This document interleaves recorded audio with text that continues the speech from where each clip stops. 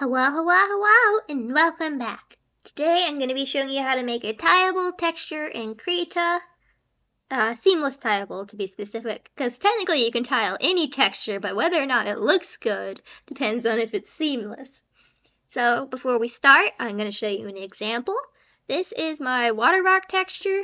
I don't know how I made this. It was a miracle. I'm usually very bad at this. Oh, it's too big.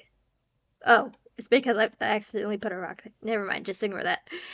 So this texture is what you would consider seamless. So if I go into wraparound mode, you will see that the edges kind of disappear and it just blends into the next.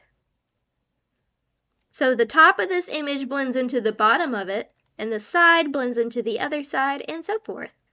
And any texture, if you zoom out far enough, even if it's seamless, will be obvious it's tiled. That's just the nature of it, because humans are very good at seeing patterns, and I'm pretty sure that's why we can detect if stuff is tileable. That's why if you look at old games, you'll see the grass is just the same color, same square image, repeated forever and always. So yeah, people put a lot of effort into making their grass in games not tile, so yeah! But yeah, this is good if you want to use a texture instead of like a procedural texture, because that's a lot less heavy on your computer. So you can make this procedurally in Blender, which usually looks better, and at least in my skill level, I can do it procedurally better than I can draw it. But this is much nicer on your computer and is really better for background environments. So I'm going to show you how to make one. Exit out? No. Now, here's our square. Bartholomew! What are you doing here? Get lost! Okay, I'm kidding. I'm sorry, that was mean. I love you, Bartholomew. Yes, that's right. You're a good boy. I love you. Goodbye. I'm sorry, I just really wanted to do that. So, tips for making tileable textures. So what I like to do first is sometimes I like to create a guideline for myself. So I set my texture to black, do this, and I go from the top, I make a box from the top to the bottom, and I kind of use this as a guide, because when we go into wraparound mode, it can be kind of hard to keep track of where the top and the bottom are. And usually that doesn't matter too much unless you're trying to be like a certain type of tileable texture where you want it to only like tile on the side. And you want to keep track of where the top of the texture is, so you make sure the top and the bottom look different. Like say, let's do an example. Like say for some reason you want you want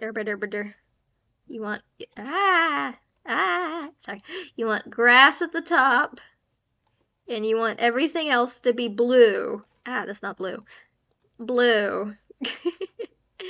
So the sides seamlessly connect, but the top and the bottom are different. It's like only if you need the horizontal connection. So that might be one reason why you need the line, but most part you don't need the line. It just kind of helps you. But also, heads up.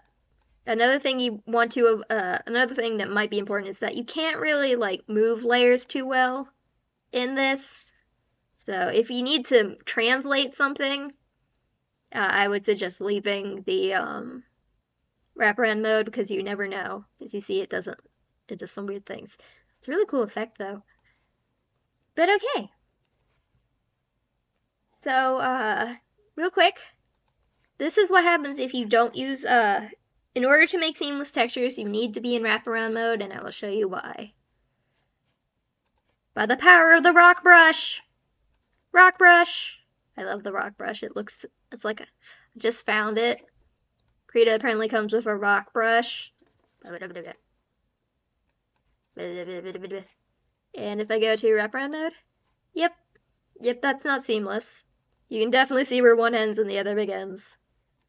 But the cool thing about wraparound mode is that I'll just hide the guide. If I start drawing in the wraparound mode, when I go off one side, I come back on the other. So in theory, I could just make like a rainbow. The reading rainbow. Try not to sing copyrighted material. So that. And the same with the top and the bottom. As you can see, if I start up here, it goes into the other one. I can even cross the diagonal and it works fine. The bounds of the canvas have been broken. I can just start drawing loops, loops, loops. And yeah, that's kind of a cool way to make like a weave texture. And that's it. That's all you really need to do to make a seamless texture. So, ooh, Krita lags when you do that too much. But thank you for watching and have a great day. Don't forget to tell Bartholomew hi. Thank you for watching. Goodbye.